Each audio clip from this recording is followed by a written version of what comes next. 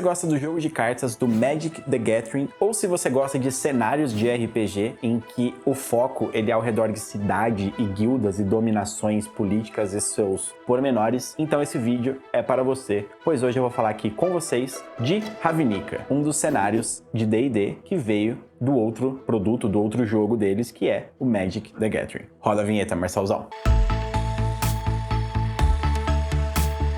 Então seja muito bem-vindo a mais um vídeo aqui do nosso canal do YouTube. Não esqueça de se inscrever e curtir esse vídeo se você gosta dessa temática que eu estou trazendo hoje e que vamos trazer mais ainda. E claro, se você ainda não se juntou à Academia de Mestres da Nukturp, junte-se a nós, saiba mais clicando aqui embaixo, pois lá a gente fala de cenários, sistemas, mecânicas e muitas outras coisas girando ao redor de como é ser um mestre de RPG. E falando de Ravnica, como que funciona, como que se organiza, como se estrutura este cenário em si. Ravnica é um dos vários planos do Magic, pois o Magic gira, ao redor de uma temática em que existem vários planos, tanto que as figuras mais fortes aí, umas das figuras mais fortes do Magic, são os Planeswalkers, que isso significa, são pessoas que podem andar, caminhar, mudar, passear por entre os planos. E Ravnica é um desses planos no qual o planeta foi dominado inteiro pela civilização. Então, quando você pensa no planeta Terra, por exemplo, imagine que ele tivesse sido totalmente dominado por estruturas de uma sociedade aí mais tecnológica, e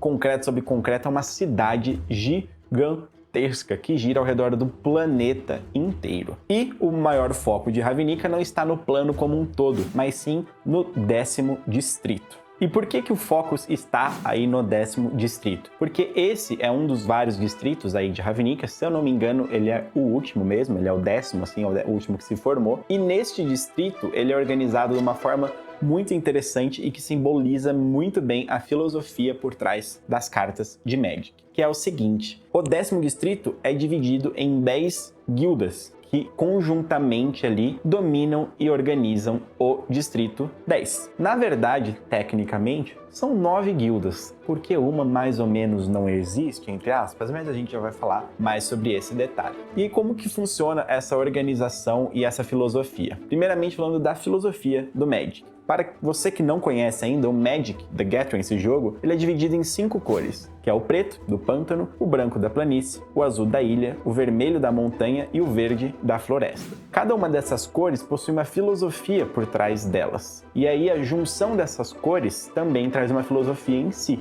E qual que é a filosofia por trás de cada uma delas? No branco você tem o sacrifício por um bem maior. No azul você tem a busca por conhecimento. No vermelho você tem o ímpeto e aquele capacidade de agir. No verde você tem a floresta, a proteção da natureza. E no preto você tem o egoísmo e o pensamento em si próprio, para que você se beneficie independente do que isso gere aos outros, certo? E aí, o que acontece? Quando você junta essas cores de duas em duas, você gera, adivinha quantas combinações? 10. Exatamente o número de guildas que existe em Ravnica. Ou seja, as guildas de Ravnica representam em si uma combinação dessas filosofias e cada uma traz uma dessas filosofias diferentes. Caso você jogue RPG nesse cenário, você, como personagem, fará parte de uma dessas guildas ou você será um outcast, uma pessoa meio pra fora da sociedade que não pertence a nenhuma delas por algum motivo qualquer. E aí, dentro dessa lógica do RPG, fazendo parte das guildas ou não, os personagens estarão juntos para resolver algum problema aí que o mestre criar dentro do 10º distrito, que pode, por que não, envolver Planeswalkers, pessoas de outros planos, ou pode se restringir mais à lógica aí do próprio Distrito 10. E como funcionam essas várias guildas? Vamos falar aqui de cada uma delas. Primeira delas, Azorius, a guilda Azorius, que representa as cores azul e o branco, ou seja, o sacrifício por um bem maior junto com o conhecimento. E o que se resume isso? O Azorius é, na verdade, o Senado.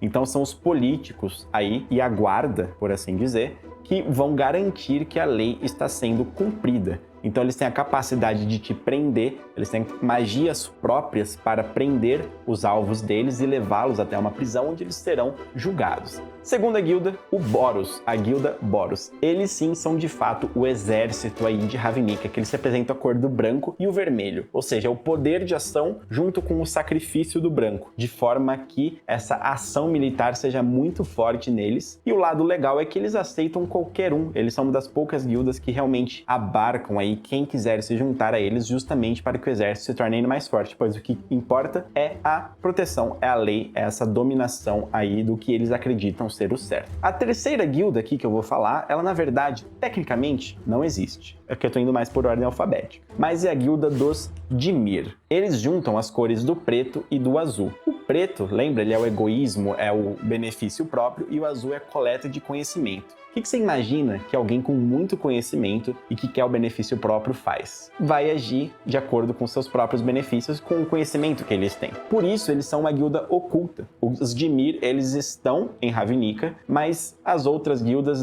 algumas não acreditam que eles de fato existem, justamente porque eles estão infiltrados apenas nas outras guildas. Mas, na verdade, eles estão trabalhando aí para uma outra pessoa, que não verdadeiramente o líder daquela guilda. Ou seja, os Dimir, eles colocam espiões por todo o distrito, coletam as informações e tentam organizar ali o distrito como eles entendem ser o certo. Muitas vezes querendo o benefício aí do distrito em si, mas sempre agindo por debaixo dos panos para que eles não sejam verdadeiramente descobertos.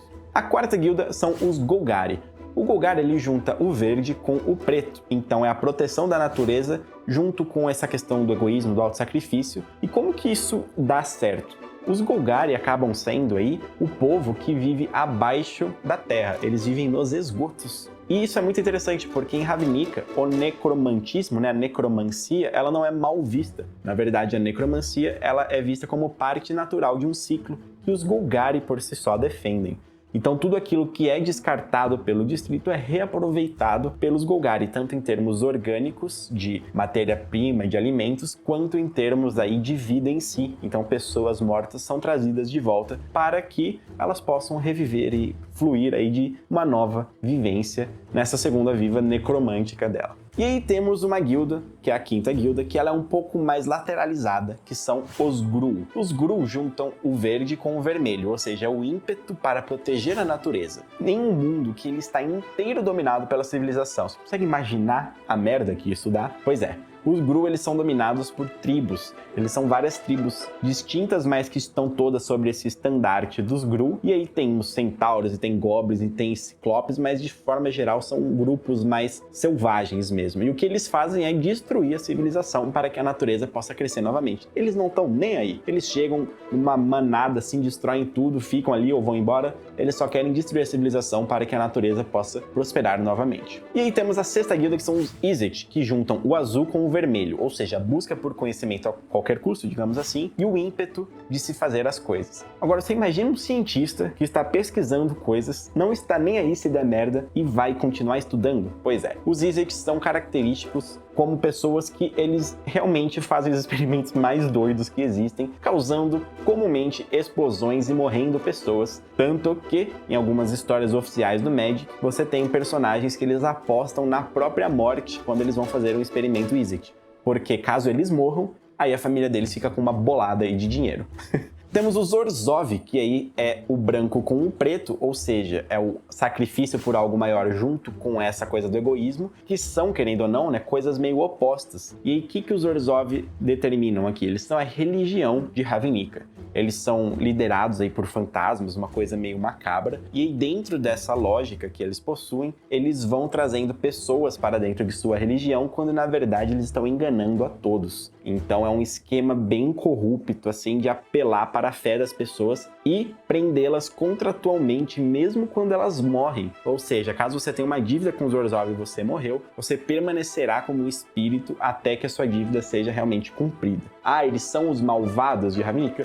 Não necessariamente, mas eles têm essa pegada assim um pouquinho mais maquiavélica. E aí temos a oitava guilda, que são os Rakdos. E pensa num povo louco, porque Rakdos você está juntando o vermelho com o preto. Ou seja, é o ímpeto de fazer algo com o pensamento em si mesmo. Então você vai fazer algo para si independente do que isso vai dar. E justamente por isso você tem um povo muito louco, que eles são na verdade meio que o circo, o entretenimento aí deste plano, fazendo as coisas mais doidas possíveis. Então você ir num show dos Rakdos e não ter uma morte é algo que você fica meio até triste de não ter vivenciado, porque eles vão fazer o que for preciso pela diversão própria. Então você tem até umas coisas meio doidas, tipo masoquismo, masoquismo, assim, e realmente sacrificar pessoas que estão dispostas a estar ali, ou às vezes pessoas da audiência que nem queriam estar ali, gerando, assim, muitos problemas para, adivinha quem? Os Azorius resolverem, que são lá o Senado, ou seja, o Rakdos é este gerador de conflitos constante, mas mesmo assim eles estão inseridos aí na logística do distrito. Temos então o Selesnya, a nona guilda, que é o branco com o verde, ou seja, o sacrifício para proteger a natureza. Portanto, eles são pessoas que são muito da paz, assim, que ficam muito na deles, só que não, junto ali numa parte do distrito que é só deles, que é uma natureza gigantesca, e eles fazem o que preciso, eles sacrificam a si mesmos, caso seja necessário para proteger a expansão do que é natural. Porém, em alguns momentos da história de Ravnica, isso não foi 100% verdade, porque os Selesnya, na verdade, quiseram levar a ideologia deles para todo mundo, mas eu já falo um pouco mais disso. O ponto é isso, os Selesnya são aquelas pessoas que vão cuidar da natureza, vão ficar ali de boa e vão querer ficar mais no canto deles, garantindo que está tudo bem com o que é natural. Mas se for necessário, eles serão os primeiros a se sacrificar pelo que é natural e mágico. E aí a última guilda, que é a 10ª, são os Simic, que fazem a última combinação, que é o verde com o azul, ou seja, é a proteção da natureza junto com a busca do conhecimento. O que isso significa? Significa que eles vão explorar a natureza ao máximo para buscar conhecimento. Então, o que acontece é que eles se usam como cobaias ou acham outras cobaias mais fortes para que eles façam mutações nessas pessoas, de forma que eles vão explorar os limites da natureza e como que você consegue conhecer isso mais a fundo. Então, eles vivem aí um pouco mais reclusos em seus laboratórios bem estranhos, com aquelas tubulações, cilindros, em que eles estão constantemente tentando aprimorar as pessoas para chegar em modelos mais fortes de seres, para que a natureza esteja sempre ao lado do ser humano, ou seja, o ser humano, o ser élfico, enfim, junto com o conhecimento da natureza, pode se beneficiar disso e se tornar mais forte, certo? E essas são as 10 guildas, e o principal desse cenário são as guildas em si, mas também as dinâmicas e as mecânicas entre elas. Cada uma das guildas se relaciona de diversas formas distintas com todas as outras, de forma que você tem conflitos e alianças e toda uma rede aí de relações entre essas guildas. Por que isso é muito legal? Porque para sua mesa de RPG, caso ela se passe nesse cenário, você consegue trazer uma dinâmica muito legal de como que se dá uma mesa em um cenário urbano, onde não se tem muitos ermos, né, para você explorar a vida selvagem, covis. Na verdade, tudo acontece ali no próprio distrito, na relação com todas essas pessoas que fazem parte dessas guildas. E não se engane, as cores elas têm essa pré-determinação, mas cada uma das guildas pode estar tentando ferrar todas as outras a qualquer momento, justamente por acreditar muito na sua ideologia. Que é o que eu estava falando naquela hora que os Selesnyas fizeram. Em determinado momento aí na história de Ravnica, eles queriam levar a ideologia deles para todo o distrito e estavam enganando todos por debaixo dos panos, fazendo acreditar que outros eram os vilões, para que eles mesmos pudessem ter esse domínio. Ou seja, caso você queira, na verdade, narrar uma mesa nesse cenário, qualquer uma das guildas pode ser a vilã, qualquer membro dessas guildas pode ser o vilão. E, por fim, lembrando, uma coisa bem legal é que cada uma dessas guildas tem um líder, e o líder dessas guildas realmente sempre é muito fodástico.